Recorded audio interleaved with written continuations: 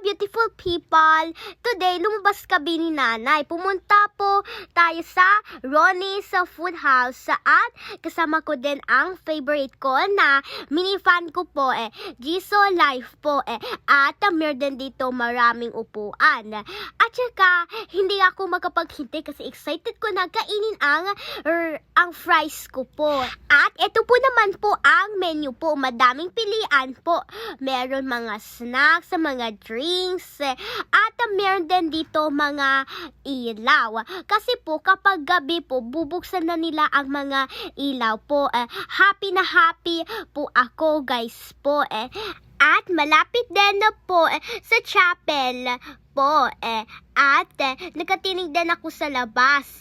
Pinidyo din ni Mami yung simbahan para makita ni Josephus. At ayan, uminom din ako ng Sprite at ang favorite coffee ni Mami, Dalunggona Coffee po.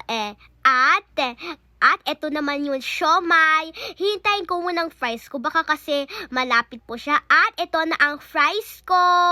At saka na-notice ko din na parang dumami ang fries ko. At nag-like din ako pa kasi po parang pag uwi po kami ni Mami, nakita kami ang miracle fruit. Tapos ang dami din bunga guys. Na-amaze po kami ni Mami kasi first time natin yan makita po. At ito po ang chapel po. Madami din puno guys o mga puno po yan. At meron din kanyas guys. At saka malapit na ako sa bahay po guys. Kaya lalakad na kami ni nanay papunta sa bahay ko po. Ayan no. Kamyas po yan guys. Masarap din yung kamyas. At ako naman po ito, pumunta po kami sa taas po. At saka ako naman ikukuha mga dahon-dahon po. Ang malunggay po. At saka ilalagay ko din yan sa noodles ko para po maging healthy ang noodles ko po. Inamoy ko din kasi tapos ang bango po guys. At nagrararo din ako sa mga sampayan po kasi parang walang ginagamit At eto naman po yun, kamote.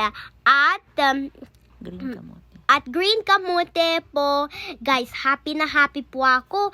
Kasi po, mga gulay po. Yan lang po. Bye-bye.